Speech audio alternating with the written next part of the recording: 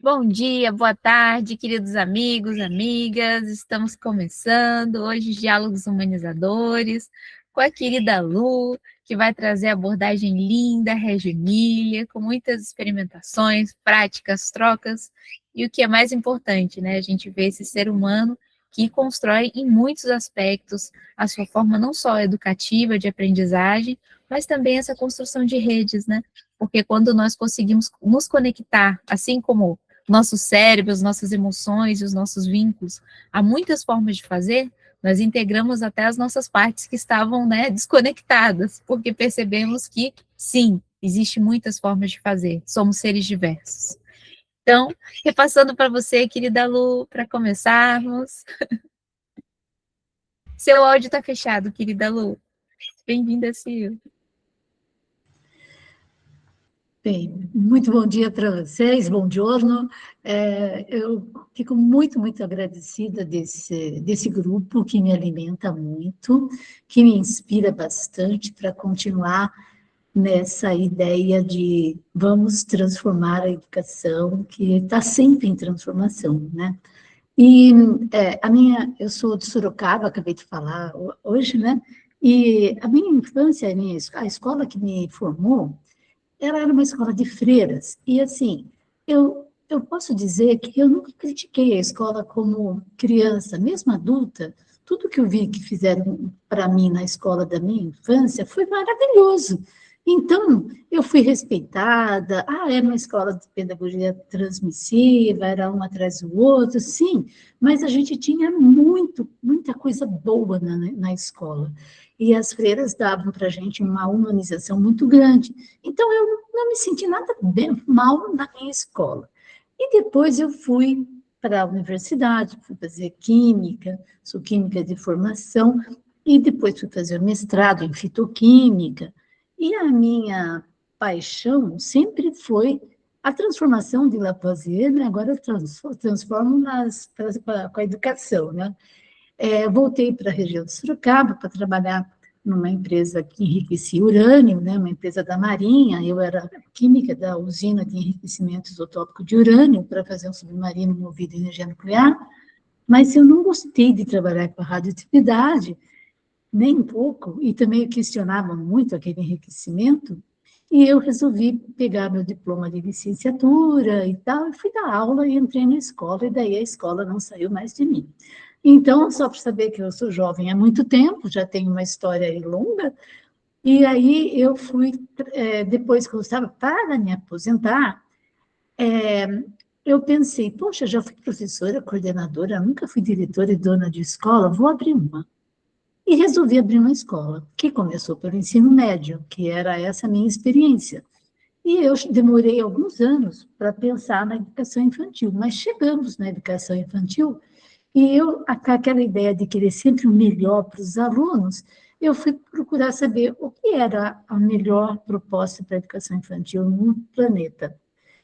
E aí eu descobri Reggio Emília, e eu falo que é uma passagem de ida, não tem volta, porque Reggio Emília não só conversa com a escola da infância, que eu acredito todos deveríamos ter, mas como ela faz do aluno um pesquisador, e eu amo a pesquisa, então eu vejo que a abordagem de Reggio Emília, dentro da escola da infância, ela traz o aluno curioso e pesquisador que nós nunca deveríamos deixar morrer. Então, é por isso que eu gosto tanto dessa abordagem. No finalzinho, eu vou falar sobre uma teoria das teorias provisórias das crianças, que tem a ver com as hipóteses e teses da ciência, para a gente ver que é muito científica a abordagem de Reggio Emília, né? Então, eu gostaria de pensar nisso. E eu falei para a Zizi que eu queria apresentar, a última viagem que eu fiz para Reggio, eu fui para visitar escolas em Reggio Emília, na região de Reggio Emília, na Itália. Eu fiz uma apresentação onde eu vou falar muito de duas delas, não de todas, porque senão nós ficaríamos aqui muito tempo, porque eu falo demais. Então, eu fiz uma apresentação com duas delas, e depois, se vocês quiserem mais uma outra apresentação das outras, eu também falarei.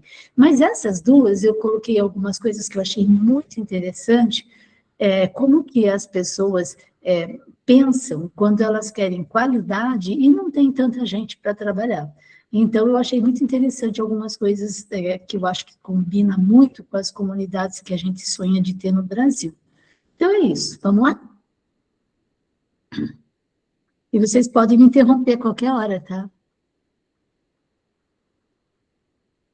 Querida Lu, você quer que eu compartilhe Sim, aqui? Ah, tá. é. Então, só confirmar. Você parece mais esperta do que eu na questão de... Não, somos todas. Deixa eu só tentar ver se eu aumento aqui o quadro. Só um minutinho. Bem-vinda quem está chegando, bem-vinda, querida Rafaela. Vocês estão conseguindo ver a tela toda, não, né? Não, apresentação está tendo. Ah, agora eu estou com uma certa dificuldade. Cadê a tela toda aqui? Viu, querida Lu? Nem sempre. Ah lá, tem aquela tacinha lá, lá embaixo, se você for Essa na aqui? apresentação. Não, lá no meio ali, tem que nem fosse uma tacinha, Tacinha ou no... uma telinha. Lá embaixo, bem embaixo do A do Cocosa. Não, mais para a direita, mais para a direita, lá até a setinha mais para a sua direita. Mas Aqui. aí, isso. Agora acho que foi. Viu, querida Lu? Mas agora a gente não está vendo ainda, só você está vendo. Não, eu não tô. Ah, agora foi. Agora foi. Ah, tá. Bem, então eu vou falar dessa imersão que eu fiz em Régio, e é muito importante que nessa época que eu fui para lá, nessas 2 semanas que eu estive lá, duas coisas aconteceram muito importantes. Primeiro, todo ano em Reggio Emilia acontece uma proposta artística e literária chamada Reggio Narra. E na Reggio Narra, que eu acho que nós deveríamos fazer em todas as cidades no nosso país, você tem muita arte, em 3 dias, muita arte e muita literatura. Produções das crianças pendurada pelas árvores, é uma coisa muito linda, o amor pela literatura e pela arte, nas mais diversas formas. Então, eu estive lá nessa época, e eu gostei muito de ver Régio Narra, e a ideia não era só ficar em Reggio Emilia, mas conhecer as escolas da região. Então, vamos para frente. Eu trouxe para cá, né, Loris Malaguzzi, que é o idealizador da proposta de Reggio Emilia, ele deixou, ele deixou um poema para nós. E esse poema, eu acho ele muito rico e explica muito o que é Reggio Emilia. Ele deixou assim: a criança é feita de 100. A criança tem 100 mãos, 100 pensamentos, 100 modos de pensar, de jogar e de falar. 100, sempre 100 modos de escutar as maravilhas de amar. 100 alegrias para cantar e compreender. 100 mundos para descobrir, 100 mundos para inventar, 100 mundos para sonhar. A criança tem 100 linguagens e depois 100, 100, 100. Mas roubaram-lhe 99. A escola e a cultura separam-lhe a cabeça do corpo. Dizem-lhe de pensar sem as mãos, de fazer sem a cabeça, de escutar e não falar, de compreender sem alegrias, de amar e maravilhar-se só na Páscoa e no Natal. Dizem-lhe de descobrir um mundo que já existe, e de 100 roubaram-lhe 99. Dizem-lhe que o jogo e o trabalho, a realidade e a fantasia, a ciência e a imaginação, o céu e a terra, a razão e o sonho, são coisas que não estão juntas. Dizem-lhe que as 100 não existem. A criança diz, ao contrário, as 100 existem. Então, eu acho que isso explica muito o que é que ele fala. É a pedagogia, a proposta pedagógica das 100, as múltiplas linguagens, né? Hoje a gente fala tanto de linguagem. Próximo. Aqui eu trouxe 2 fotos, né? A escola Iride, que está à esquerda da imagem de vocês, com madeira e vidro, uma imagem da escola, a escola Iride fica em Vastala, e a escola Clorofila fica em Milão. Hoje nós vamos falar do projeto Iride e da escola Engolena, então a gente vai para o item 1, 2 e 3 dessa apresentação. Próximo. Esse nido é chamado creche, né? Em italiano, creche é nido. Então, essa é a Nido Iride, que é a escola que fica em Guastalla, é uma região da Baixa Romana, que fica muito próximo do Rio Pó. E aí, nessa escola, que ela é um desenho arquitetônico fenomenal, o que eu trago para você de interessante é que essa escola, não, esse monte de vidro e de formas das paredes de madeira é o que divide uma sala da outra, não tem parede entre as salas. Então, você está numa sala, você está vendo quem está na outra. A gente tomou cuidado de tirar as fotos sem as crianças. Mas isso daqui, durante a semana, nós vimos essas salas todas lotadas de crianças. E ali no vidro, vocês podem ver que tem a palavra criatividade. E ali fica escrito no vidro, fica marcado no vidro do que é aquela sala, que na verdade é um ateliê. Eles fazem salas-ateliês, eles não têm salas de aula, eles têm ateliês. É o ateliê de luz e sombra, o ateliê de criatividade, o ateliê de construtividade, o ateliê de matemática, o que você, ateliê de argila, de arte, todos os ateliês, as salas são ateliês. E as crianças circulam por esses ateliês nas propostas pedagógicas que as professoras farão. Então, são contextos muito bem intencionados, e tem um livro, eu vou citar algumas coisas de Régio que fazem muito sentido para mim, que eles falam, todo contexto de aprendizagem, a professora, no seu planejamento, ela deve pensar no espaço, nos materiais e na materialidade. Materialidade é o que é o material, então você tem um lápis, mas ele pode ser de grafite, pode ser de cera, você pode mudar. Então, a materialidade é o tipo de material que que você vai usar. Então, você tem que pensar no espaço, no material, na materialidade do material, no tempo que você vai ficar com as crianças naquela atividade e nas relações. Que relações você quer que ela tenha? Com os adultos daquela proposta, com as crianças e amigos daquela proposta, ou com o ambiente, porque em Reggio Emília o ambiente é o terceiro educador.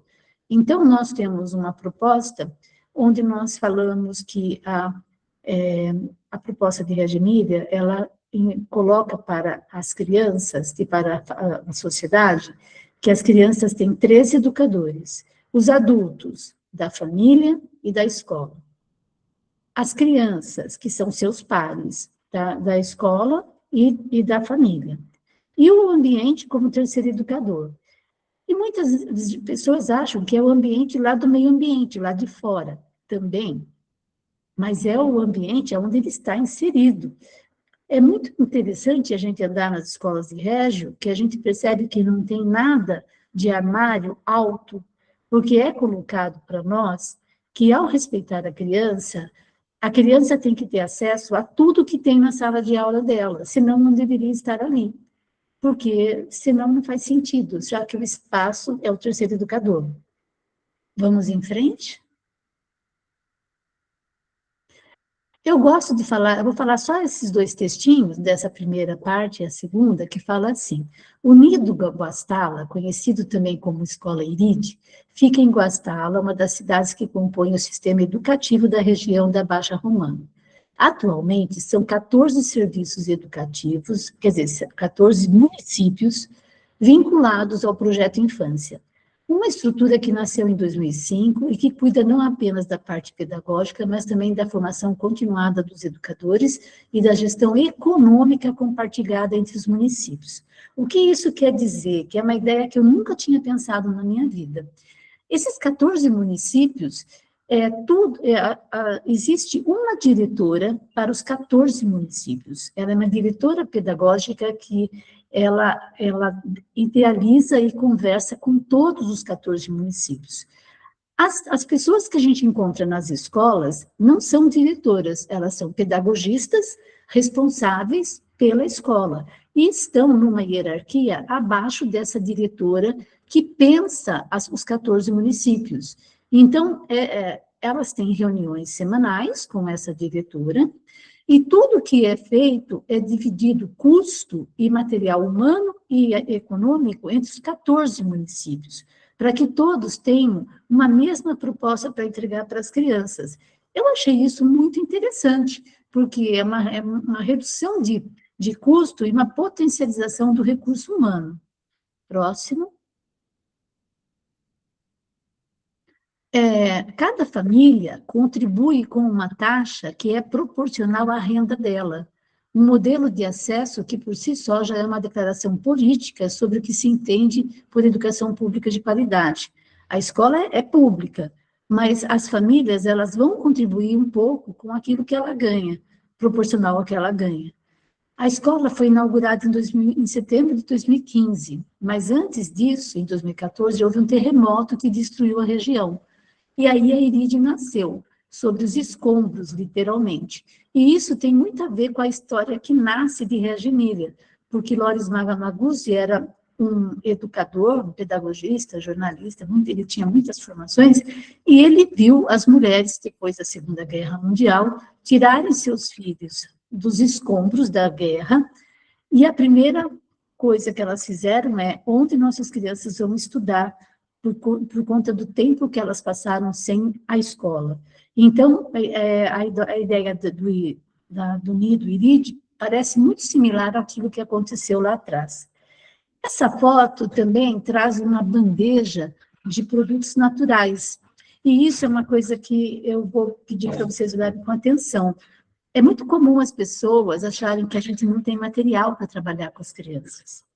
Nós estamos falando de uma escola que tem um potencial, recurso financeiro que é bastante expressivo. E você vê lá poucas coisas de plástico, de produtos que não são naturais. Então, isso daqui são coletas que as próprias crianças fazem na natureza, ou os adultos, no caminho da escola, quando vão umas férias, quando vão sair caminhar no parque, essas coisas ficam à disposição das crianças. Próximo.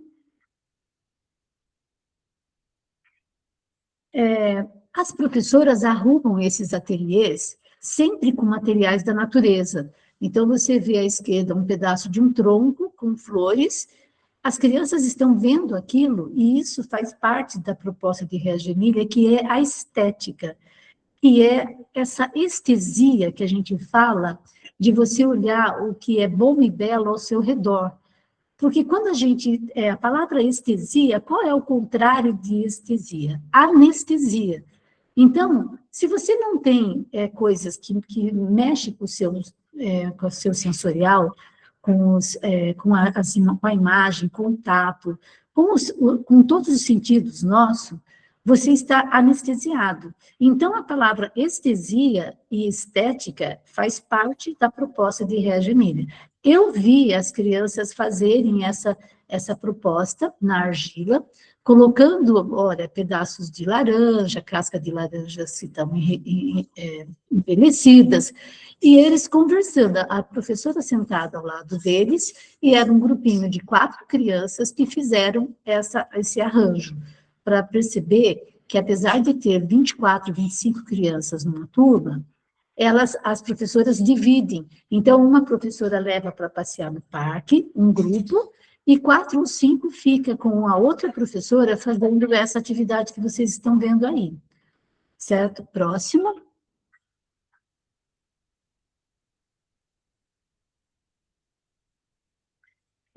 Aqui a entrada, na entrada tem uma sala bem grande, que as crianças sentam no chão, e vocês vão ver de novo que ali tem aqueles carretéis de madeira lá, que você encontra também, muitas empresas dão isso para você, e vários materiais naturais.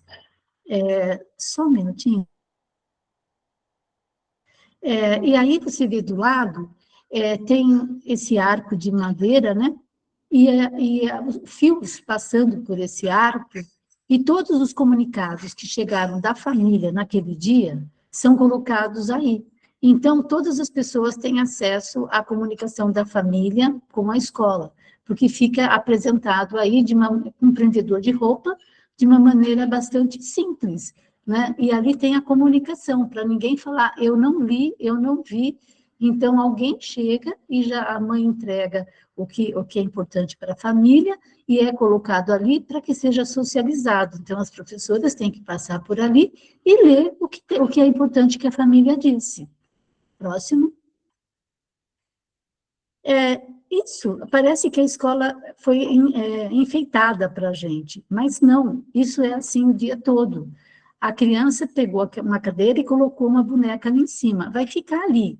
Ela está arrumando a escola, e ela explica o porquê a boneca tem que ficar ali, perto da janela. Então, é uma composição feita pelas crianças. Em outros momentos, as botinhas arrumadas para ficar sem ter bicho, né, nenhum, não ter perigo das crianças usarem quando saírem lá fora. Próximo. Aqui do lado, vocês vão ver uma bandeja de materiais para se trabalhar com argila. Então, você vê que tem raladores, tem vários materiais que são muito específicos para argila, mas você vê que tudo é de madeira, natural, só é de metal aquilo que realmente necessita do metal, mas você quase não vê coisas de plástico. E do lado, uma pessoa colocando a comida para as crianças comerem, e sempre há uma organização estética também, quando eles são pequenos. Quando eles são maiores, eles mesmos vão arrumar seus pratos. Quando eles são pequenos, ela arruma. E as crianças que foram comer essa comida, elas estavam embaixo de uma árvore, sentadas, conversando e esperando que essa comida chegasse para elas. Próximo. Aí nós vamos para a escola em Golena. Essa escola, o que mais me chamou a atenção foi que durante 3 dias na semana, as crianças todas saem para ir às margens do Rio Pó para estar em contato com a natureza. Esse passeio, que é semanal, né, são 3 dias na semana, cada um com uma intenção, são feitos pelos professores que cuidam dessas turmas, todos vão juntos, e vocês vão ver que, pelas imagens, que o caminho, nós estávamos seguindo a turma, para saber onde iam e o que iriam fazer. E aí, pessoas da comunidade, voluntariamente, vêm até esse horário na escola para parar o trânsito, porque é um lugar de trânsito intenso. Então, eu coloquei uma imagem lá da estrada e uma pessoa com colete lá de trânsito que está pedindo para aqueles carros pararem, porque as crianças vão passar. E essas pessoas não são funcionários da escola, são voluntários da comunidade que vêm até lá, a avó das crianças, amigos da escola, que vêm até lá para ajudar nesse trânsito seguro. Próximo. E aí as crianças se dividiram, um grupo foi até a margem do Rio Pó para poder trabalhar na beira do rio, e outro grupo foi para uma área verde para ter uma aula de yoga com a professora, que não necessariamente é uma professora de yoga, mas o que ela vai fazer é atividades de yoga que ela sabe fazer. Então, ela levou essas crianças e nós a acompanhamos. Ela tinha vários papéis na mão dela que ela ia apresentando para as crianças. Nesse primeiro papel que ela está na mão, ela desenhou lápis de cor, é uma coisa muito simples, as crianças estão na frente dela sentadas. E ela falou, primeiro vamos aprender a respirar. Então, ela começa respirando com as montanhas bem baixinhas e vai aumentando e vai seguindo com flechinhas, e eles vão acompanhando o que ela fala. Quando ela sobe com a flechinha, eles têm que inspirar. Quando ela desce com a flechinha, eles têm que expirar. Próximo. No caminho, as crianças empurram, e eles não gostam que os adultos ajudem, eles querem eles mesmos empurrarem. Eles empurram um carrinho cheio de garrafas de água para beberem, né? Mas eles vão junto e a gente foi do lado para ajudar a subir a montanha ali, que era bem puxado. E naquele campo verde nós fomos fazer aula de yoga. Próximo. Aqui, de novo, ela tem um retângulo que ela sobe e ela fala para eles segurarem a respiração quando ela está na horizontal, lá em cima, com o dedo dela. E depois ela desce para eles expirarem. Próximo. E aí, ela vai, para as crianças fazerem esses movimentos, ela vai apresentar para eles imagens desses movimentos. E depois ela fica em pé e ajuda com que eles façam os movimentos. Mas as imagens são muito interessantes. Na próxima foto vocês verão. Próximo. Você pode ver que as imagens, ela coloca uma árvore, ela escreve árvore embaixo, então você já vê que existe um certo letramento, e aí ela coloca como que a pessoa tem que ficar para pensar numa árvore. Depois, num triângulo, então ela desenha um triângulo e depois desenha o corpo da criança no triângulo. E dessa forma, eles reproduzem, e quando ela mostra a imagem, mesmo que eles não saibam ler, existe o animal ou a imagem que eles vão falar, triângulo, álbero, cane, cobra, então eles já falam porque eles estão reconhecendo a imagem. Próximo. E aí, já estou terminando, o que eu achei, tudo é feito com material muito simples. A proposta aqui era fazer a sua casa, então cada um fez a sua casa com palito de sorvete, né? Papel, e daí você tinha que escrever minha família na parte do telhado e embaixo desenhar a família e colocar seu nome. Então você percebe que tudo é feito pelas crianças. Próximo. Acabou. E daí eu queria falar um pouquinho com vocês, né? Das últimas. Não sei se vocês gostaram, o que vocês acharam, mas o que eu gostaria de falar a respeito das teorias provisórias, que eu acho uma coisa das mais bonitas que tem na proposta de Reggio Emilia. Nós nunca falamos que para as crianças que eles estão errados. Não, você errou, não é assim. Reggio traz para a gente essa ideia. As crianças têm teorias provisórias. Então, eu vou dar para você eu falo assim, a idade era de 3 a 5 anos que nós levamos. E aí, o que acontece? Nas teorias provisórias, vamos pensar um dia que aconteceu um aniversário. Na roda, todo dia tem aquela roda de conversa que vocês sabem, quando trabalhamos com crianças, que fazemos um círculo para começar a conversar. E a professora fala, olha, como foi seu final de semana? Era uma segunda-feira, que vocês fizeram, e dá oportunidade para as crianças falarem. Aí, um menino, vou colocar nomes fictícios, o Bruno falou assim, ontem foi meu aniversário, teve festa de aniversário na minha casa. A amiga, Alice, falou, ai, que maravilha, então ontem você cresceu.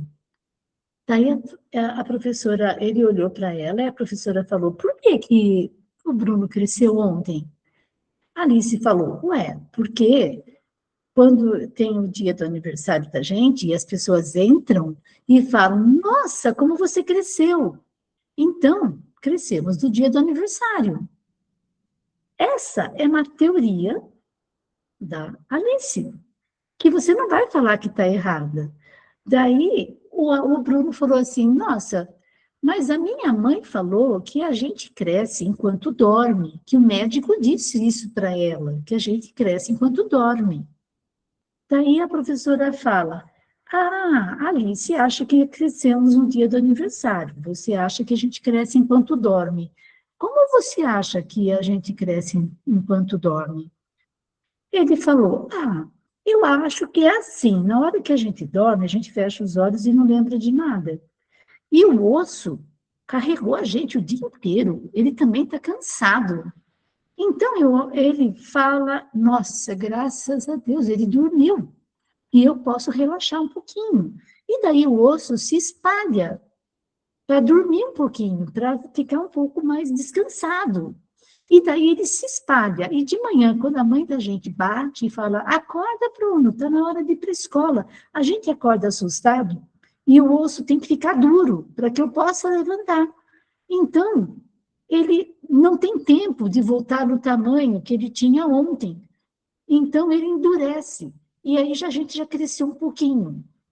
Então, essa é a teoria dele de como crescemos. E aí ela vai coletar várias informações de como as pessoas crescem. E isso vai para uma documentação, que a gente chama de documentação pedagógica. E o que eu acho lindo na proposta da documentação pedagógica é a gente definir, a gente fez uma reunião há pouco tempo que fala de palavras, e como às vezes a gente usa palavras de uma maneira errada. Tem muitos professores que fazem um portfólio e falam que fez uma documentação. E em Reggio Emília, é importante que a gente saiba fazer cada uma dessas coisas. O que é um documento, o que é documentar e o que é uma documentação pedagógica. O documento é o registro, é um substantivo. O documento é uma foto, o documento é um vídeo, o documento é uma gravação, o documento é um registro da criança num papel ou na argila. Isso é um documento. A foto é um documento. Você filmar, gravar, você está praticando uma ação. Então, você está gravando, você está fotografando, isso você está escrevendo, a criança, você está usando um verbo de ação. A documentação pedagógica, ela é um conceito. Então, ela vai reunir o documento e ela vai reunir a história que foi contada, para daí, com a vez e a voz das crianças, você registrar aquilo. Então, a documentação pedagógica, em muitas escolas hoje no mundo, e isso eu falo de Portugal, que eu estive lá em 3 escolas que seguem a abordagem de Reggio, estive no Brasil em inúmeras escolas também, na Argentina, e o que eu acho lindo nessa proposta de Reggio? Nós, professores, muitas vezes passamos a vida dando aula, e eu vou dizer por mim, tá? Eu ia lá, dava minha aula, enchia a lousa de coisas e ia embora. Os alunos falavam coisas engraçadas, às vezes, ou não, e eu não registrava. E aí, o que acontece? Quando você não registra, a Fátima Madalena Freire, filha do Paulo Freire, eu fui numa apresentação, uma inauguração de um evento que ela participou como principal, em Santos, interior de São Paulo, aqui no litoral de São Paulo. E daí ela falou assim para mim, quem aqui é professor? Todo mundo levantou a mão. Ela falou assim, quem registra o seu dia a dia? Quem conta a sua história? Tinha lá 4 ou 5 que levantaram a mão. Ela falou assim, então, eu tenho a tristeza de falar para você que não registra nada, você não existe. Se você não registra, você não existe. Quem vai contar a sua história? E daí eu fico pensando nessa coisa nossa, né, dos povos originários. Como que a gente registra? Como a gente vai poder deixar isso forte? E aí, pensando nisso, eu lembrei de um historiador francês chamado Le Goff, e ele fala que documento é monumento. Então, a gente pensa em monumento, a gente já pensa, né, na Estátua da Liberdade, uma série de coisas assim. Mas o registro em um documento seu, ele é um monumento. Então, eu acho que se a gente conseguir trazer isso para as escolas da infância, que tudo que for registrado, no começo, quando eu comecei a dar formação de documentação pedagógica, as professoras colocavam no texto frases do Voltaire, nada contra, tá? Frases de grandes pessoas que deixaram frases incríveis, mas a documentação pedagógica tem que trazer a voz da criança, tem que trazer a fala da criança. Então, quando a gente vai falar, Bruno falou que você cresce quando dorme. Então, você vai escrever isso. crescemos quando dormimos. Bruno, 4 anos. Né? A gente cresce no dia do aniversário. Alice, 5 anos. Então, essas narrativas é que vai constituir esse sujeito que hoje nós já sabemos que é produtor de cultura. Então, não falamos da criança, como é muito comum, o que você vai ser quando crescer? Não podemos dar a ela a ideia dessa incompletude, que ela não é nada enquanto não crescer. Ela já é um ser completo, de 2 anos, de 3 anos, de 4, ela não deve nada para ninguém. Então, esse contexto da infância social, produtor de cultura, e que toda criança chega na escola com um repertório sócio-histórico e cultural. E vamos ter que socializar esse repertório para construir a história daquele indivíduo e daquela comunidade. É isso. Muito obrigada. Maravilha, querida Lu, que especial, muito especial. Essa abordagem que você trouxe, né, da Regimília é muito especial porque ela traz justamente que existem muitas formas que nós podemos fazer e que com pequenas mudanças de comportamento, da prática, nós conseguimos fazer a diferença, né?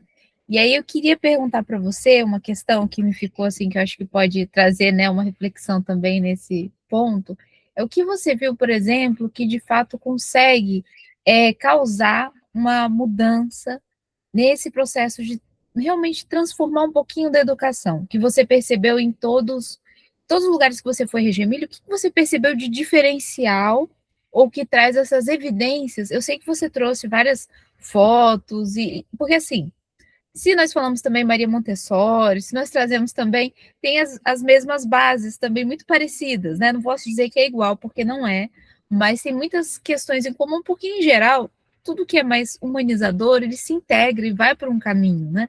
A gente vê esse foco de a criança ter o espaço de aprendizagem, ter a possibilidade de escuta, de fala e tudo mais. Mas eu queria ouvir da sua visão, o que você percebeu, por exemplo, assim, que além de ser um diferencial, é algo que é possível ser colocado em prática já, por exemplo, em qualquer escola pública, ou seja, essa integração desse diferencial, porque normalmente esse é o ponto que pega. O pessoal fala, mas é muito complexo, né? Igual nós vamos fazer a comunidade de aprendizagem, né? Educação humanizadora, isso é muito longe da realidade, é uma utopia. Essas conversas todas, né? Então, se você puder trazer um pouquinho dessa visão, seria muito bom. São 3 questões. Eu vou dizer uma das coisas que eu acho mais complexas, que é quando a gente vai dar formação sobre essa abordagem, e eu vou começar com uma frase do Rubem Alves, né, que foi quem foi lá para a Escola da Ponte e trouxe a visão da Escola da Ponte para o Brasil. E o Rubem Alves tem uma frase que eu gosto muito, que ele fala que ele nunca viu ninguém pagar para fazer um curso de escutatória. Todo mundo paga para fazer um curso de oratória, porque todo mundo quer falar e pouca gente quer ouvir. Então, nessa abordagem, qual é a maior dificuldade? A professora ficar quieta. Então, ela fica nervosa, ela fala, mas eu não posso falar, que ele tem que fazer daquele jeito. Não, observa, chega perto, contribui, pergunta o que ele está fazendo, mas você não dita o que tem que fazer. Você não diz para ele, a não ser que ele vá se colocar numa questão de risco, de perigo. Então, essa questão da professora, as salas, esse lugar imenso que nós fomos, as salas são silenciosas. Você coloca a criança trabalhando, seja uma criança típica ou atípica, ela estando com as mãos ocupadas, trabalhando, ela não se preocupa de fazer barulho. Quando é que eu vejo, quanto mais eu acredito nessa abordagem, mas quanto mais eu vou em escolas que praticam essa abordagem, você vê uma escola silenciosa, porque as crianças estão ocupadas. Então, eu percebo que existe uma diferença muito grande nessa questão. Eu também considero que, hoje eu falo que eu gosto de um blend, das melhores propostas pedagógicas do mundo, né? Que Montessori tem um, Pickler tem outro, você tem Freinet com outro, você tem Piaget, você tem Vygotsky. E aí a gente pode ir costurando, sabe, estudando essas abordagens. Nossa, hoje nós vamos trabalhar com a ZDP do Vygotsky. Então, nós vamos trabalhar com um brincar simbólico, vamos formar essa construção do brincar simbólico. Aí, eu vejo que por exemplo, outra coisa importante, a gente tem o brincar heurístico, que é o brincar com materiais não estruturados, que isso é muito valoroso. Em tudo que vocês viram ali, as crianças, elas definiam funções para aquelas construções que elas fazem. Elas definem. Então, brincar com material não estruturado. Geralmente, você pega um pente, numa primeira reunião para os pais, e fala, um garfo. O que é isso? O pai fala, um garfo. Eu falei, então, uma criança pode achar que é um pente, e eu penteio meu cabelo com o garfo. Uma outra criança pode achar que é um microfone e começar a cantar.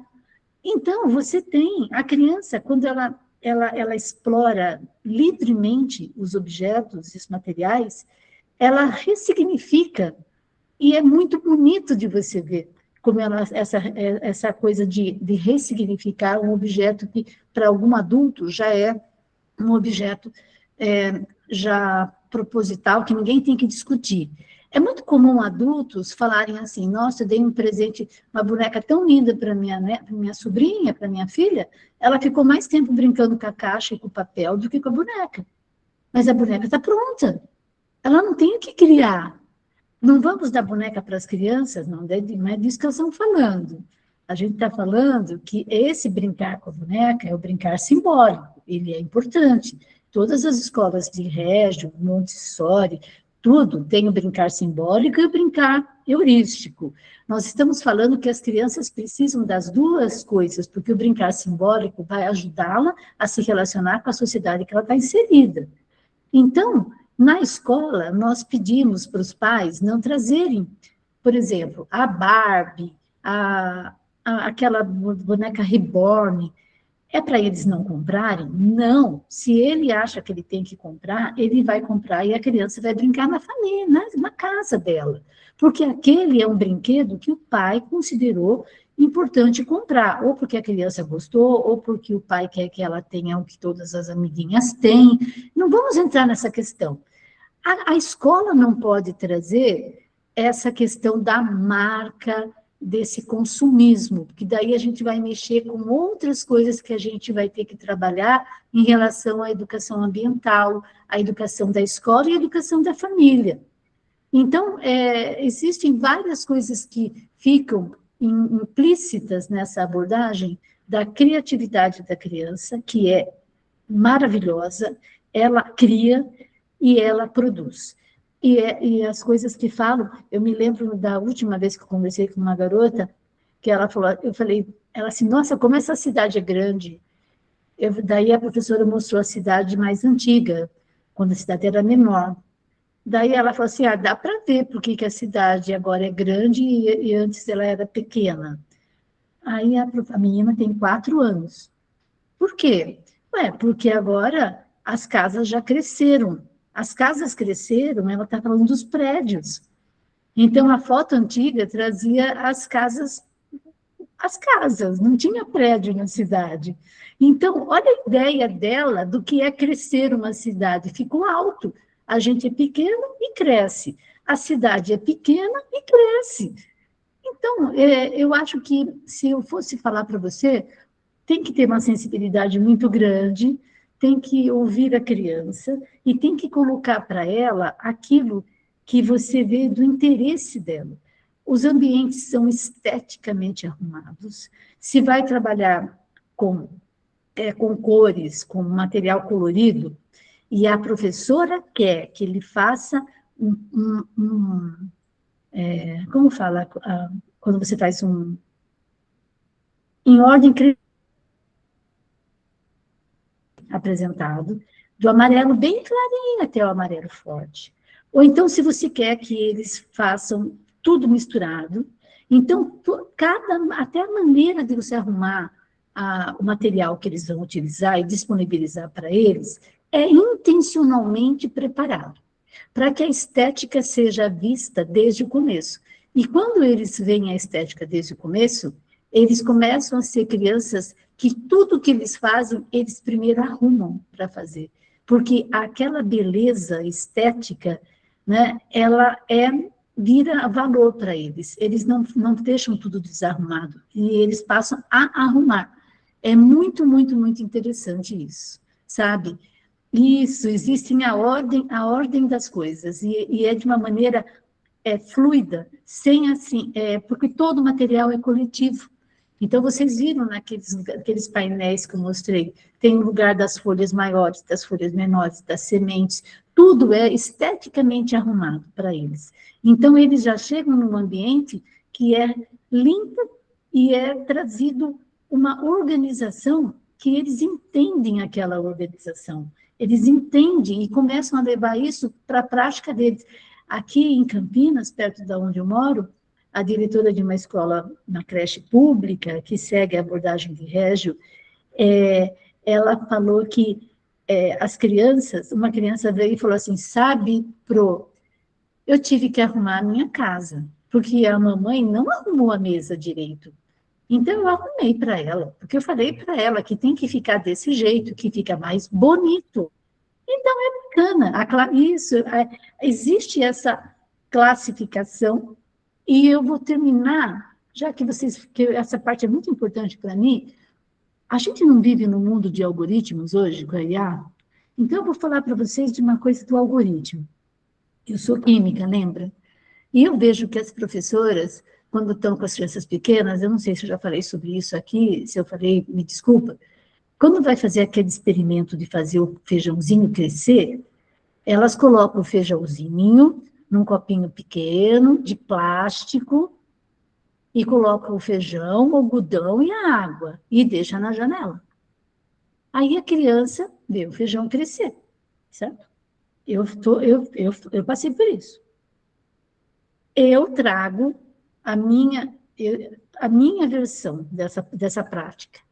Vamos colocar na janela, vamos colocar num lugar escuro, vamos colocar com água, sem água, para dar o algoritmo. Para a criança ver que para o feijão crescer precisa de várias coisas, não de uma só. E é muito interessante, porque quando eu coloco o feijão, o potinho com água e sem água, no escuro, e a gente espera uma semana, antes de abrir, eu pergunto para eles, o que vocês acham? O feijão cresceu?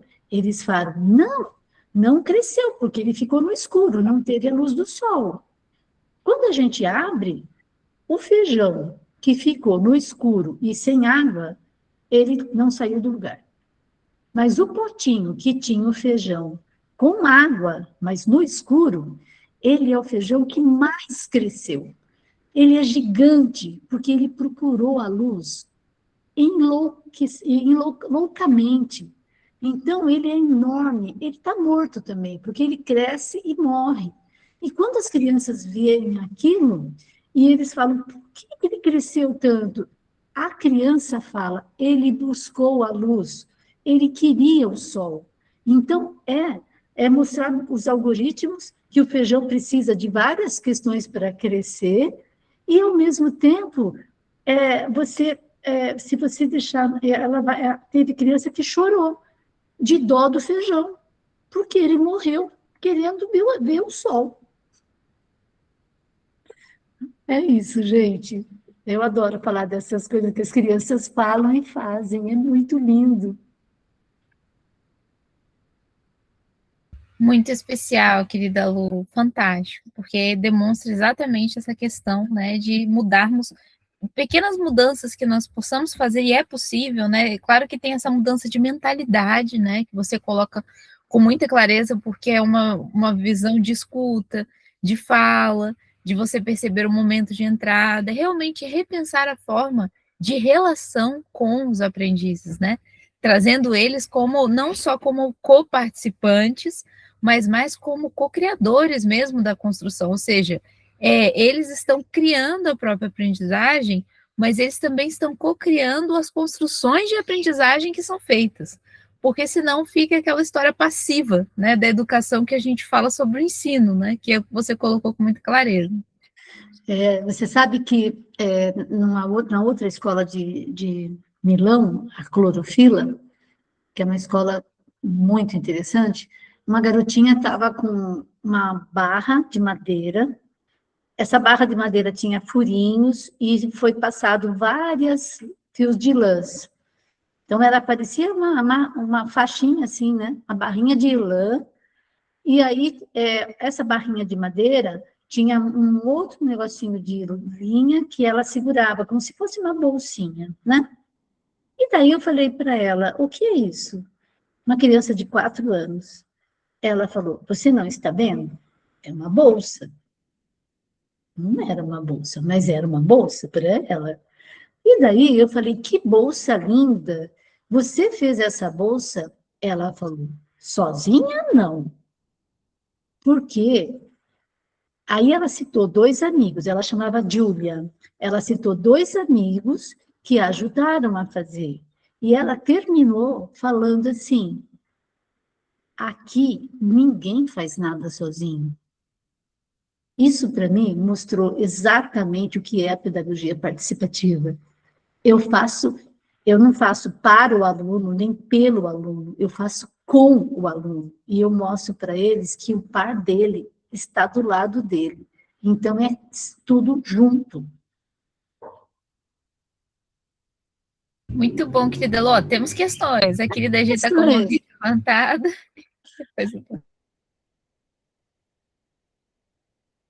Quer falar, querida G? Eu quero. Lu, obrigada pela partilha, adorei. Gosto muito de Ai, Reggio Emília também. Conheço um bocado, conheço mais Montessori e Waldorf do que Reggio, mas gosto também um bocado de Reggio. O que eu gostaria de partilhar, como funciona mais ou menos aqui em Portugal, para essas crianças ou para esses professores terem acesso a esses métodos. Não sei se funciona assim também na Itália, como a Lu falou que era uma coordenadora, uma diretora que depois coordenava várias escolas, né? Aqui em Portugal existe uma formação base, parecida com a do Brasil, que a gente estuda vários, né? Várias pessoas dentro da educação, mas a gente não estuda especificamente um método. Se a gente quiser estudar especificamente um método, a gente tem que fazer um curso privado, um curso extra. E normalmente esses cursos não estão dentro das universidades. São cursos mesmo de formação de instituições fora, né? Então, todo mundo tem essa formação base, então você sai só com uma ideia do que é Reggio Emílio, do que é Montessori, do que é Waldorf, mas a gente não aprofunda. Então, depois, as escolas que tem aqui, que são Montessori, que são Waldorf ou que são Reggio Emília, são todas as diretoras ou quem é dono dessa escola, normalmente são instituições privadas, que as diretoras fazem essa formação, depois quem está com elas recebem essa formação também, ou recebe por essa instituição, ou pagam essa formação à parte, para depois poderem trabalhar nessas escolas. Aqui funciona assim, o Estado não oferece essa formação para os professores. Então, o que acontece? Depois dessa instituição privada, tem um acordo que eles fazem com o Estado e o Estado passa a pagar parte da mensalidade dessas crianças, que aqui chama IPSS. Então, a Segurança Social paga um valor de acordo com o ordenado dos pais, eles têm direito a uma bolsa, né, de acordo com o que eles recebem, o que eles descontam, né, de acordo com o ordenado deles, e vão pagar uma mensalidade ou mais alta ou mais baixa. Mas as escolas públicas normalmente não têm não tem acesso a essas metodologias alternativas. Em Portugal tem o caso de uma escola que conseguiu para crianças de 0 a 3, que é o Nido Montessori, e uma outra, acho que em Lisboa tem uma outra Montessori, em Lagoa acho que é uma Waldorf. Então, normalmente para os professores terem acesso a essas novas metodologias, tem mesmo que pagar fora, e normalmente o preço é muito, muito caro.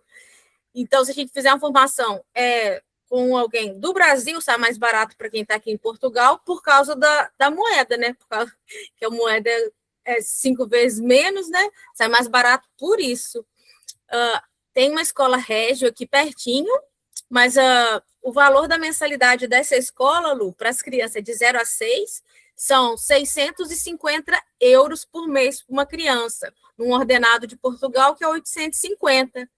Então, é quase elitizada mesmo. As crianças que precisam mesmo ter acesso acabam por não ter, né? É isso que dá uma dor, assim, no coração, né? Os que mais precisam não tem. E normalmente, para você conseguir ser IPSS, ainda é mais difícil. Você tem muita burocracia até você conseguir ter acesso a esse, né? O governo participar um pouco dessa mensalidade. Então, aqui funciona assim, esses professores, para ter essa formação, essas outras formações, esses métodos, né, alternativos, tem mesmo que fazer em outro local. Era isso. Mas adorei sua partilha, foi lindo. Bom. Aqui em Quarteira tem uma escola assim. Como o nome da cidade? Em Quarteira. E a formadora daqui, em Portugal, que faz as formações, é a Ana. Agora eu não lembro o sobrenome dela, mas ela vai a São Paulo, no Brasil, para beber da fonte lá, que eu acho que é da Carambola, e a dela é a formação Calambaca. É mais ou menos assim, ela faz as formações lá no Brasil e depois vem trazer para Portugal. Ela é maravilhosa também. Mas para ver que também o Brasil tem tanta fonte boa, né? Então vai muita gente daqui buscar lá. Mas eu vou dizer para você, tá? Uma das melhores formadoras que eu tive, e nós demos uma formação juntas de 1 ano e meio aqui no Brasil, eu e ela. Ela é Daniela Silva, ela mora em Braga, e ela dirige uma creche em Vila de Famalicão, que é a creche Gerações, que é uma proposta incrível.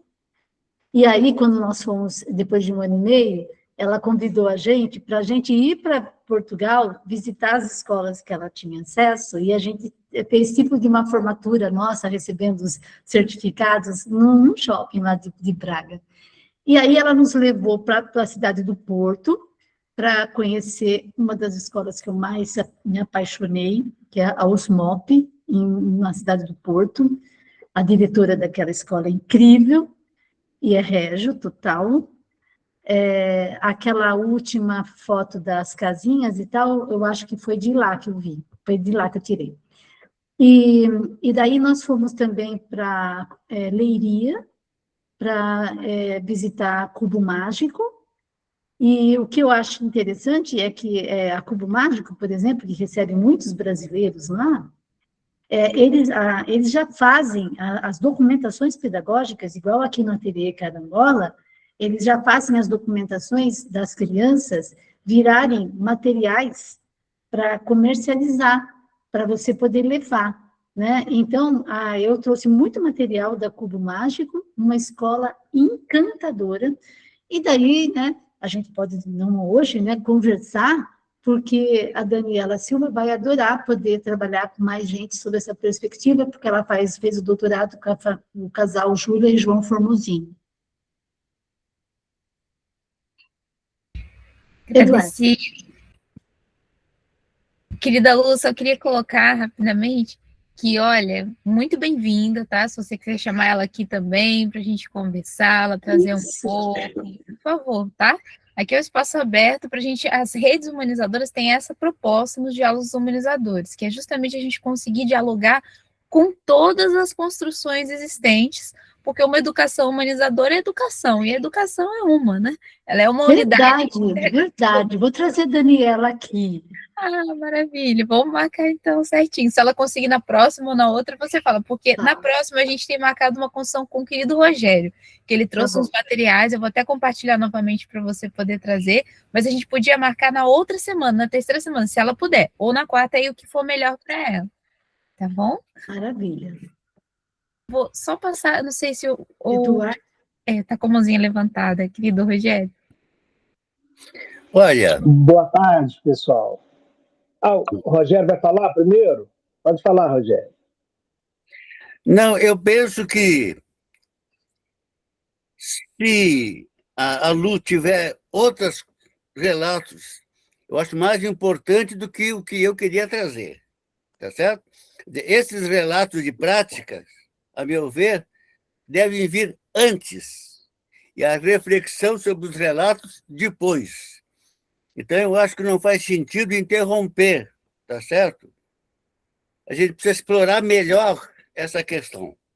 Por exemplo, em que se inspiram esses educadores lá na Itália? Existe, por exemplo, a escola de Barbiana. Quem são as figuras? Na França tem Freinet, tem Urri. Quem na Itália, além da Montessori? Né? A todo o movimento, quem são as figuras? Pedagogos, educadores, e não psicólogos. Sim. Eu não estou interessado em ouvir Piaget, Vygotsky e Vallon. Eles não são pedagogos, são psicólogos. Quem são aqueles que pegaram as crianças, os adolescentes e trabalharam com eles. E deram um jeito nas crianças. Que jeito eu dou? Como é que organizaram essa atividade? Isso, para mim, é que é o fundamental. Tá certo? Fantástico. Então, eu abro mão, deixo liberdade. Eu acho que é mais interessante continuar nessa perspectiva. Obrigado mesmo. Concordo com você, fico bem feliz. Fala, Eduardo. Boa tarde, pessoal. Tudo bem, Julieta? Não, já é boa tarde mesmo. Não, eu fiquei impactado aqui com a partilha da Lu mesmo. Eu estou em dois, porque eu estou aqui no computador e falei, não, eu quero falar uma coisinha, deixa eu pegar o celular. Mas, assim, eu fiquei impactado com a sua partilha. E essa parte, né, que você fala que as crianças têm uma teoria provisória, eu me lembrei do Manuel de Barros. Vou até, vocês me dão licença para ler um poeminha do Manuel de Barros, que ele fala assim, que no descomeço era o verbo, só depois é que veio o delírio do verbo. O delírio do verbo estava no começo, lá onde a criança diz, eu escuto a cor dos passarinhos. A criança não sabe que o verbo escutar não funciona para cor, mas para som. Então, se a criança muda a função de um verbo, ele delira. E, pois, em poesia, que é voz de poeta, que é voz de fazer nascimentos, o verbo tem que pegar delírio. É o poema número 7 do Livro das Ignorâncias. Mas, maravilhoso, assim, conversa totalmente com isso que a gente falou. Isso, e com o poema... Sim, e com o poema inicial que você trouxe também, né, que a criança tem 100 mãos, 100 possibilidades, 100 tudo, e ao passar pela escola, sobra uma mãozinha, a gente vai ajudando a matar esse poder criativo, né? Aliás, criatividade, criação, está na criança, né? Eu fico pensando em Thomas Edison, para citar um, né? Eu quero transformar a noite em dia. Foi chamado de louco, né? Mas para criar, o verbo tem que pegar delírio, tem que ter um pouco de delírio, né?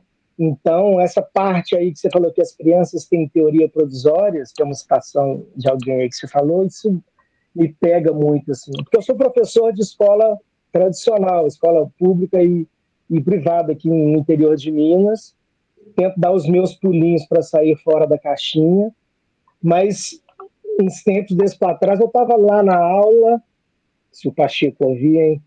Aula, mas eu falei, gente, eu estou aqui agora ensinando as minhas deficiências, né?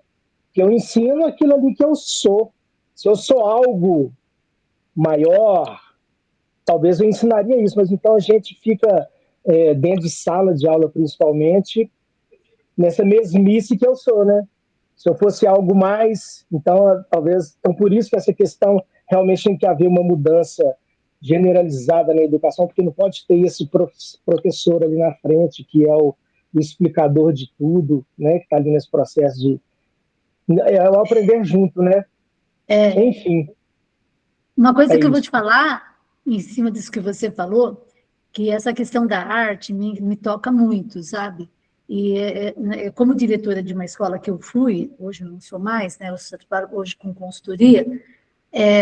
A escola que eu tinha, né, eu via que as professoras, a professora de artes trazia assim, vamos fazer uma releitura do Van Gogh. Daí copiava todo o quadro dele, todo mundo copiava tudo igual.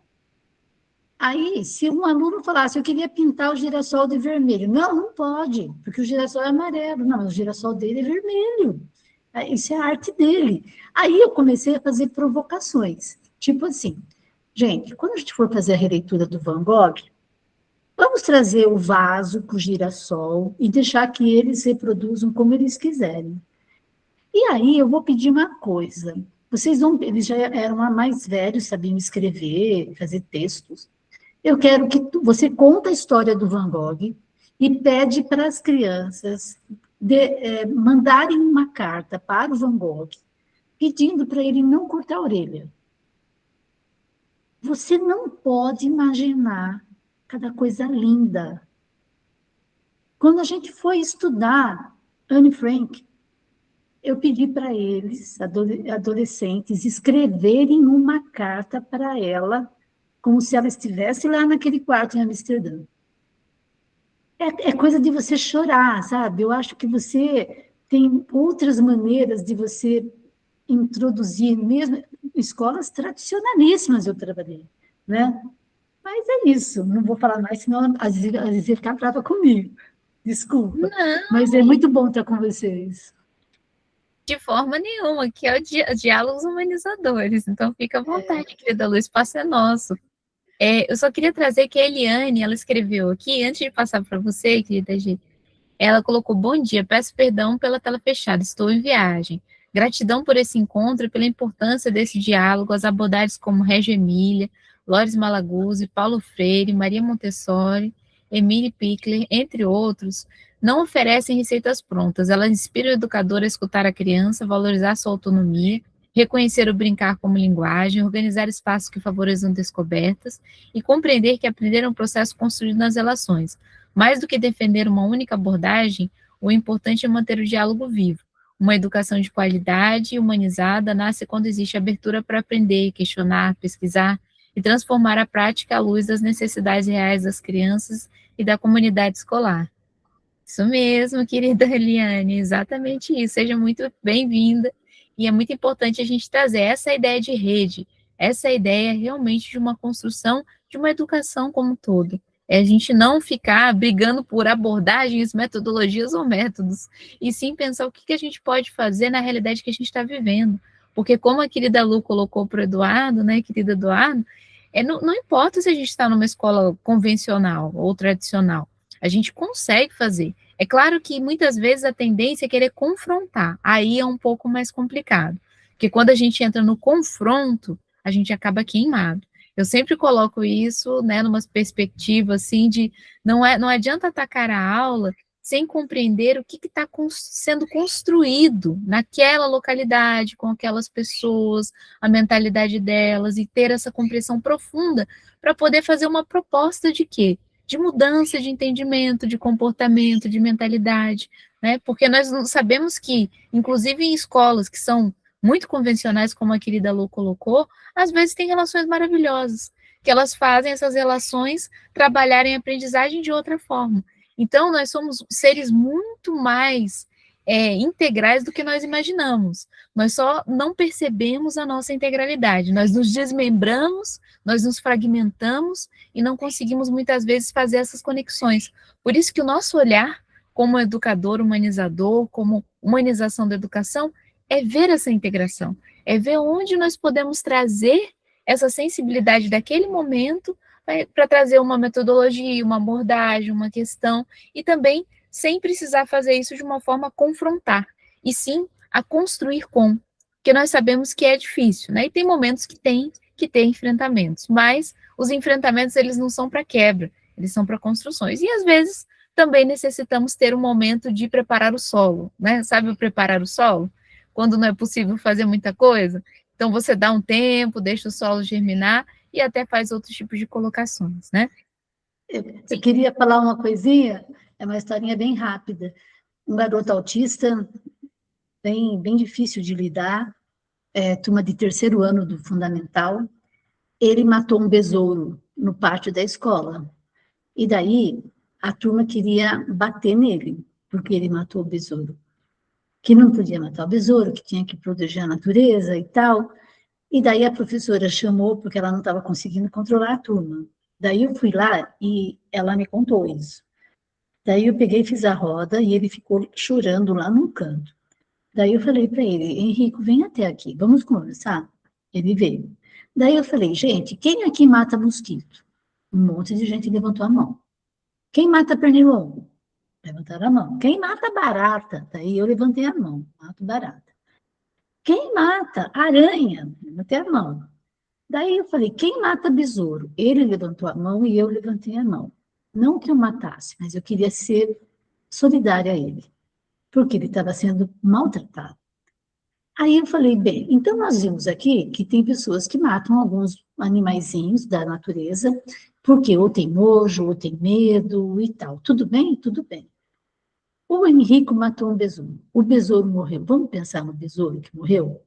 Por que tal a gente enterrar o besouro?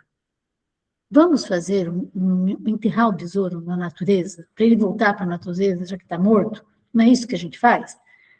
Quem quer ir para o enterro do besouro? Todo mundo queria ir.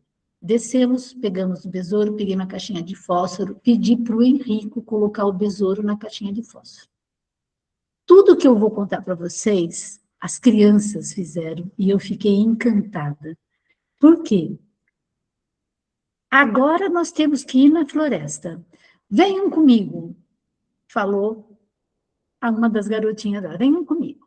Quando nós estávamos passando para ir na floresta, que tem a escola, passamos por um jardim. Aí, um garoto e uma garota falou assim, precisamos de flores para colocar no enterro do besouro. 2 já foram correndo para falar para o cara lá que cuida do jardim, a fazer a cova do besouro.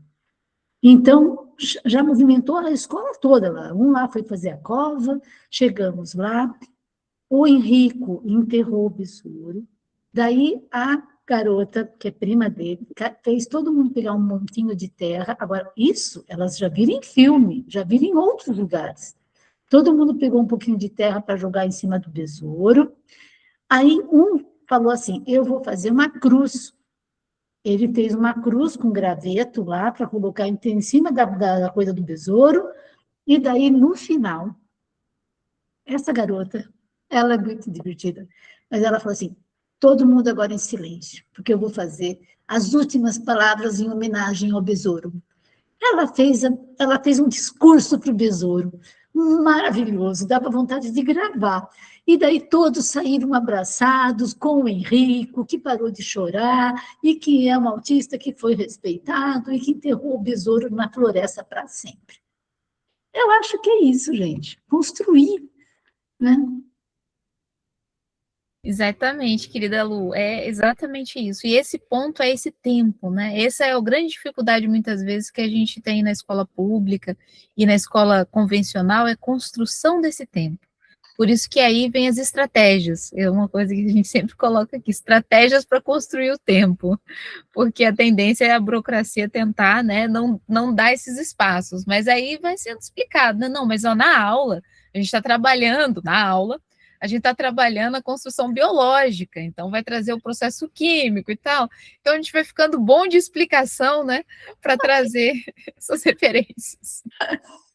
Até haver um processo de transformação e conseguirem ter aceitação pela construção real, que é a relação humana. Né? O que está ocorrendo ali na aprendizagem, nós sabemos, teoria do vínculo, teoria do apego, tem as teorias que comprovam, sem ter a conexão, nós não conseguimos aprender, não tem aprendizado, não tem significativo, não constrói as neurotransmissões, as sinapses não se fortalecem, tudo isso é tão integrado, né?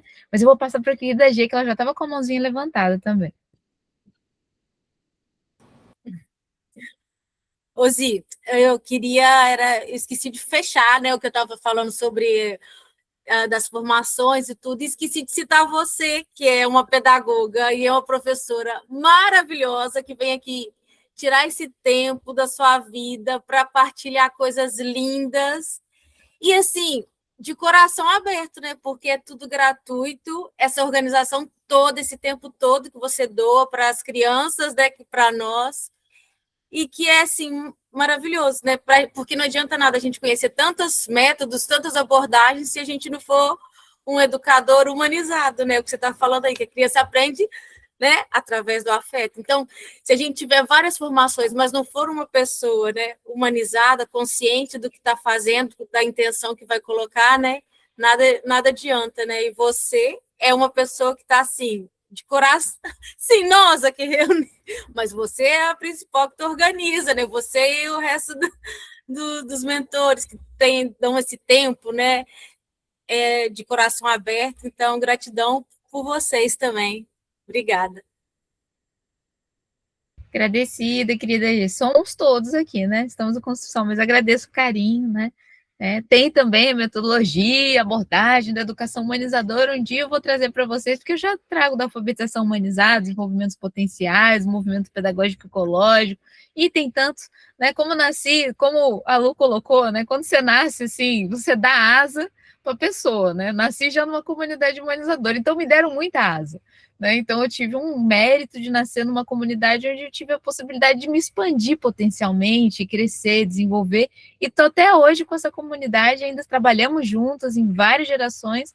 Isso dá um diferencial, assim, nossa, é muito diferente, sim, quando você vê uma construção, e quando eu vejo vocês colocando, que o que vocês, a partir do momento, né, estavam na aula, numa educação mais convencional, e passaram para uma educação assim, mas já tinham aquela vontade, aquela esperança, e se conecta com isso, é como se fosse água, né? E eu já nasci na água corrente, né? Então eu já olhava e falava, né? Tanto que as escolas inovadoras, eu olhava para elas e falava, mas legal, que bom que eles fazem também, né? Quando eu soube da escola da Ponte, não achei nada diferente. Interessante, poxa, alguém faz essa questão também, que legal. Aí quando eu conheci as outras escolas também, achei muito interessante, mas assim, para mim era familiar, né? Era algo que eu já vivia, né? Então, o tanto que a gente conseguir fazer isso, né, querida Lu, mais crianças viverem também, serem mais fraternas, né? E sabe de uma coisa, pensando no que você falou agora, e nas dificuldades que a gente tem mesmo, né, financeiras até de pagar um bom curso e tal. Lá em Osmop, nessa escola do Porto, eu ganhei um livro da diretora, que ela tinha chegado naquela semana esses livros, e ela estava toda orgulhosa de doar. Um projeto de uma instituição que vocês têm aí na Europa, que fica lá, Erasmus, que fica na Bélgica, em Bruxelas. Essa instituição solicitou que fosse feito um trabalho com crianças pequenas, e tem a proposta no livro. Só que esse livro é o resumo do trabalho que foi feito. E cada país, eles pediram para 4 países fazerem esse grupo, esse trabalho. Então, todos tinham formação com todos, para poder fazer o trabalho na sua turma, no seu país. Então, eu fiquei encantada com aquilo. Quanto a gente pode fazer, por exemplo, de fazer um planejamento no começo do ano, né, de fazer com uma mesma turma, e a gente dividir e falar assim, e isso poder ser apresentado num trabalho maravilhoso, um trabalho que a gente possa publicar, que foi feito entre Portugal. Eu tenho uma ilha de Galápagos, que eles querem que eu ajude a fazer um trabalho lá, e eu gostaria muito de ter mais gente, porque o que eles me pediram é uma coisa muito difícil. Então, eu falo assim, por que a gente não pode fazer um trabalho com várias partes do mundo e mostrar para os nossos alunos que a gente vai se relacionar, eles vão ter que se relacionar com as pessoas dos outros países. E a gente podia começar com Portugal, juntando algumas escolas de Portugal, algumas escolas daqui do Brasil, e a gente fazer um trabalho coletivo para as crianças poderem se relacionar. Com certeza, querida Lu, pode trazer o pessoal, vamos organizar, a gente faz muito isso, inclusive teve um período, porque são períodos que a gente consegue organizar, que as crianças de Minas Gerais, com Mato Grosso, que é a Agrofloresta Pedagógica, com a comunidade do Quintal, com outras crianças também da comunidade Escola da Floresta, a gente fizemos integrações entre as crianças, para elas conversarem, colocarem o que elas estavam vivenciando, teve uma proposta com relação delas, a relação com a natureza, nessas assembleias das crianças. Então, elas foram conversando e pensando em projetos que elas poderiam fazer que são entre regionais, e também com Portugal. Tivemos também essa construção entre as crianças portuguesas e brasileiras. Então, se você quiser trazer também, integrar, chamar o pessoal para a gente construir junto, pensar junto, estamos juntos nessa questão. A ideia é essa, são redes, é para a gente conseguir demonstrar e fazer o seguinte, é uma educação humanizadora, ela traz a construção do ser humano. Então, vai ter todas as abordagens, todas as metodologias, não é uma forma única de fazer, mas sim é pegar realmente a essência que você colocou de cada forma para poder desenvolver, né? E aí, tá? Vamos junto. Eu já até falei isso com você também, mas falando aqui também. A gente desenha um projeto, e aqui tem um monte de gente sabida nesse país, porque o meu sonho é fazer uma tropicalização dessas abordagens que vêm do Hemisfério Norte, né? Para a gente poder trabalhar também aqui no Hemisfério Sul com autoria, porque é muito lindo tudo que vem daí. E aí eu falo para vocês que a gente pode fazer um projeto para algumas escolas que você possa selecionar aí, e a gente selecionar aqui, e aí a gente convida pessoas que virão com a maior boa vontade para costurar essas diferentes áreas da aprendizagem, para transformar essa sociedade das crianças, né, bem forte, bem bacana. Tá ótimo, querida Lu. Tem vários projetos assim, inclusive são várias construções, né? O Paulo Freire também, o Eduardo está colocando Sulear, né? Então é exatamente, querido Eduardo. A gente precisa fazer essas integrações. E eu tenho também trabalhos com a China, né? Com o Oriente também, que são, assim, é como se fosse a outra vertente de realidade da Constituição, mas que carrega também, assim, a gente sabe o tanto que ainda está difícil, né? Mesmo essa questão que a querida Jennifer colocou, a grande dificuldade, né, tanto Maria Montessori, tanto Reggio Emília, tanto Waldorf, é a questão dos valores, né? Os custos e essas questões para os educadores é uma questão muito complexa, né? Porque tem informações que dependem muito, realmente, uma formação muito cara, e as escolas também são muito caras. Então, eu fico sempre tentando trazer, né, as metodologias mais avançadas. Minha metodologia também é construção sistêmica, além de educação humanizadora, ela é educação humanizadora sistêmica, né? Ela tem a construção ecossistêmica, que são os 15 sistemas humanos, né, e trazem muitas questões aí, que são utilizadas nas escolas mais avançadas do mundo, só que assim, qual que é o custo disso? Um custo para você fazer uma formação disso, ela pode chegar a 200, 300 mil no Brasil. É uma coisa assim que você não fala. E as escolas? E as escolas, para isso, nossa, mensais ninguém consegue fazer, querida gente. Você está tendo participação especial, estou brincando junto aqui. Ele está lindo, hein? Mas é só para trazer esse campo. Então, se a gente conseguir realmente fazer, e a proposta dessa rede é que pessoas tão incríveis que nós somos, todos nós somos, conseguir trazer de uma forma a gente se integrar e não precisar de fato, né, assim, poxa, eu quero fazer isso, eu não sei como fazer, eu vou ter que pagar valores enormes depois, até para conseguir um local para fazer, isso é muito triste. E as crianças que precisam ficam aonde? Ficam num sofrimento sem a possibilidade de estar vivenciando. Então, querida Lu, estamos juntas, tá? Vamos construir, se quiser já trazer na próxima semana também. Eu vou colocar lá no grupo, eu estou naquele grupo do WhatsApp. Eu posso colocar o Instagram de algumas pessoas que são muito queridas para mim e que trabalham com conceitos aí no mundo muito importante, teoria U, para sustentabilidade, né, do Otto Paulo, tem muita coisa bacana. Eu posso colocar as pessoas que eu conseguirei trazer para cá, né, brasileiros, né, a maior parte deles, né, e algumas pessoas como a Daniela Silva, portuguesa, que é uma queridíssima. Com certeza, querida Lu, pode trazer, tá? E a gente sempre fala aqui, a ideia é que a gente construa junto. Então, somos redes e trazemos várias abordagens, e que bom, porque nós somos natureza. E natureza é diversa, humana, viva, e é para a vida e com a vida. Então, né? Aqui ele perguntou se eu posso partilhar as fotos e tal. A única coisa que eu peço é que você apresente isso, se você for apresentar, apenas para lugares fechados, para que a imagem das crianças não vão para a rede nenhuma. Tá bom? É só isso. Tá certo, querida Lu. Bom, Então, né, querida Lu, você gostaria de trazer mais alguma colocação? Não, só gratidão enorme por estar participando desse grupo. Eu quero fazer muitas coisas. Eu falei para dizer que eu quero ir para Portugal. Eu tenho a cidadania italiana, então eu tenho porta aberta para esse continente, né?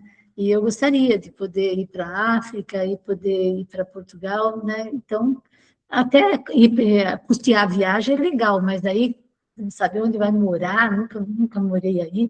É isso. Fica, então, para os portugueses animados, né? Os brasileiros estão em Portugal também, para a gente fazer. A gente faz uma rede de vivências também dentro dessa construção, né? Está sempre falando um, ajudando o outro, organizando, então já fica aí para a gente se organizar também, tá? Depois a gente vai. O Eduardo, eu gostei de você falar aqui das histórias, sabe? Cara, tem cada história, cada história. Eu adoro dar risada, sabe? Eu adoro, a minha vida inteira. Eu tive uma família de gente muito engraçada. Tio, tudo vira piada. E aí eu gosto muito dessa ideia de trazer coisas assim, divertidas, para ficar leve, né? A vida é tão boa como se sorrir, né? E as crianças trazem essa leveza, essa coisa boa, sabe?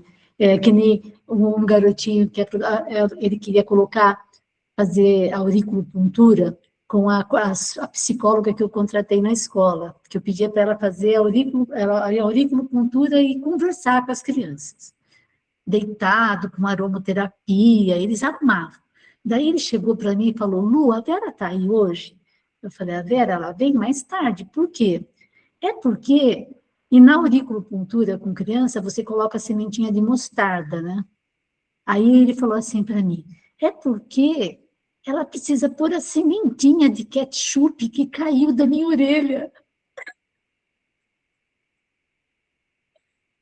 Olha, sementinha de ketchup. Eu falei, caiu a sementinha de ketchup, a de mostarda, tudo da sua orelha. A Vera vai pôr a sementinha para você. Adoro.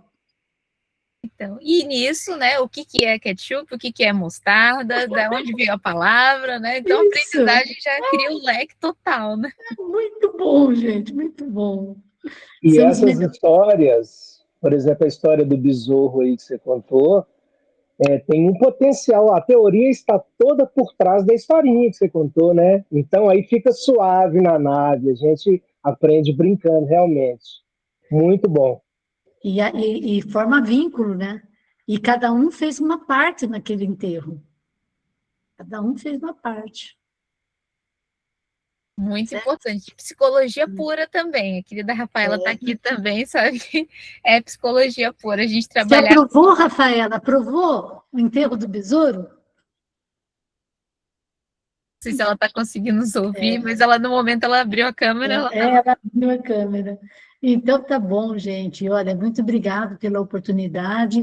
Né, Estou aqui, super animada com tudo isso.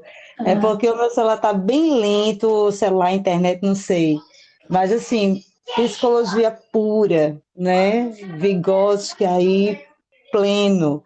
Muito obrigada, Lu. Assim, muitas aprendizagens, muitas ideias também vieram aqui na minha mente, no meu coração, para trazer aqui também para as minhas crianças e adolescentes. Obrigada. Obrigada. E termino dizendo que uma garotinha de 5 anos falou assim para mim, Lu, você sabe por que o sol sempre é tão feliz? Eu falei, por que o sol é sempre tão feliz? Onde você viu? Porque toda vez que a gente desenha o sol, a gente coloca ele sorrindo. E ela queria que eu explicasse por que o sol é sempre tão feliz. Oh, muito bom, querida Lu, muito agradecida. Lu, você tem que escrever, Lu. Escreve um livro com essas narrativas, é tão bonito, adoro narrativas de infância, é muito giro, sério. Muito bom. É tão bonito, é tão belo. Eu adoro. Ensina tanto, né? Olha a observação dela, né? E aí, eu juro que é a última. A gente fez um quiz com as crianças pequenas, de 5 e 6 anos. E aí, no quiz, a professora era coisa de férias, sabe? Época de férias. E aí a pergunta foi, o que cai em pé e corre deitado? aí as crianças falaram, a chuva. Sofia, 5 anos, fechou a cara, quase chorando. Eu não pensei na chuva. Daí o amiguinho falou, mas é a chuva, e foi brincar. E ela ficou parada no meio do pátio. Daí eu falei, Sofia, por que você está assim? Ela falou, eu não pensei na chuva. Não é só a chuva que cai de pé e corre deitado. Eu falei, no que você pensou? Ela falou, é assim, Lu, se eu estiver em cima de um banco, num dia de sol, e eu pular do banco no chão, a minha sombra vai cair em pé. E quando eu começar a correr, ela vai correr deitada. Uau! Eu falei, Sofia, como que eu não pensei nisso? Se você subir em cima de um banco, pular do banco no chão e correr, a sua sombra vai cair em pé e correr deitada. Você pensou numa coisa muito diferente da chuva. Olha isso. Física pura, né, querida? Física pura. Olha a complexidade da cena que ela descreveu. Olha quantas condições para que a sombra caísse em pé e corresse deitado. Ela tinha que estar em cima de um banco, tinha que ter um dia de sol e tinha que ter uma sombra dela. Isso, para mim, gente, é mostrar que eles são muito inteligentes. Esse negócio de que, o aluno, vamos iluminar o sem luz. Não, ele é para nutrir. E a gente tem que deixar que eles pensem e falem essas coisas, né? Maravilha, Tá bom. querida. Vou pensar no livro, tá? Daí você me ajuda, Gi. Beijo. Com certeza, tem que ser mesmo. E vamos pensar como sol, sempre feliz. Com certeza. Veja, eu assisti ontem uma entrevista no Instagram do Inácio de Loyola Brandão. Ele despertou, quando criança, ele leu Alice no País das Maravilhas e se encantou, porque ela podia fazer tudo que era proibido. E, a partir daí, ele começou a imaginar e a escrever e contar suas histórias. Veja que coisa interessante. A partir disso, eu fui de uma banca de doutorado de uma colega da psicologia da educação.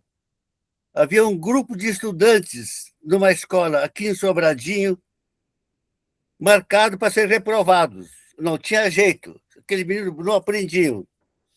Então, as psicólogas criaram, no período da tarde, atividades com as crianças e distribuíram para elas esses livros de desenho de artistas, de pintores.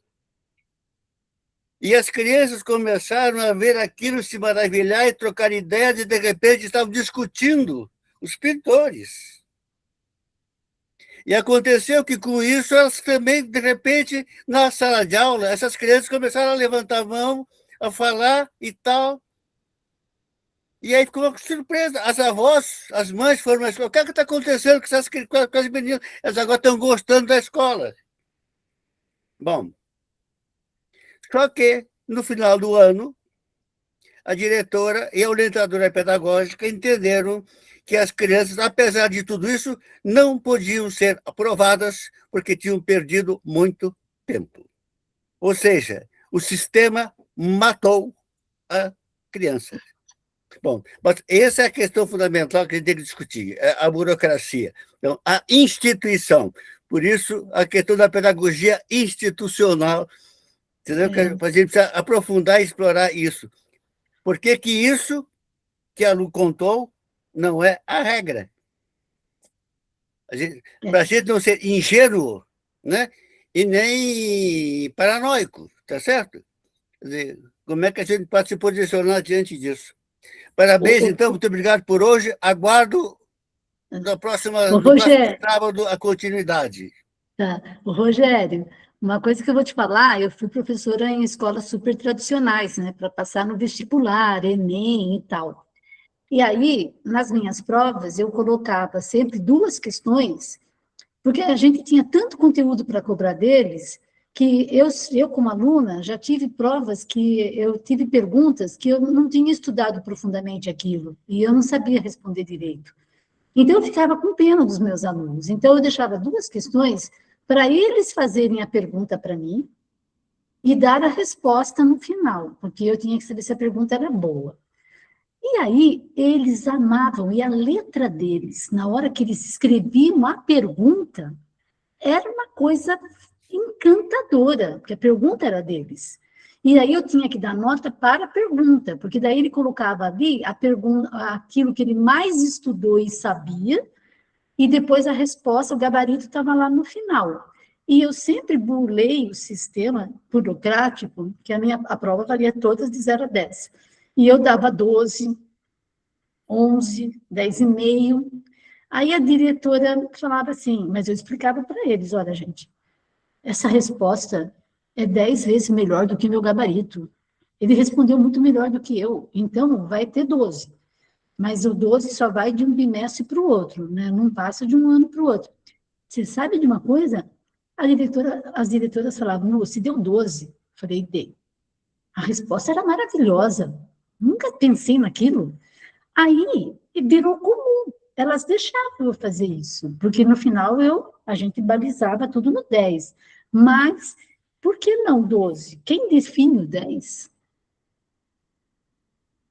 E essas são as estratégias que eu estava colocando, que são as formas da gente conseguir não deixar, né, os alunos sofrerem os danos que o sistema causa e também, ao mesmo tempo, como o querido Rogério trouxe, a gente pensar nessa mudança, né, institucional também, porque são 2 pontos ao mesmo tempo. A gente tem que fazer revoluções contínuas, ao mesmo tempo que a gente está fazendo a estratégia, né, para fazer essas movimentações, nós também vamos estudando ao campo institucional para ver onde a gente pode pegar e fazer a mudança para um nível mais macro, né? Porque, claro, em algum momento vai chegar também. Então, nós temos 2 asas, literalmente. Beijo, gente. Muito obrigado. Bom final de semana. E começou agosto, o mês que vive à vontade, né? Vamos lá. Tchau, tchau. Beijo grande. Agradecida, querida Lu. Agradecida a todos. Querida Gê, adorei a participação especial, viu? Adorei, gente. Beijo. Beijo para você, Edu, Rogério. Muito bom. Tchau, tchau.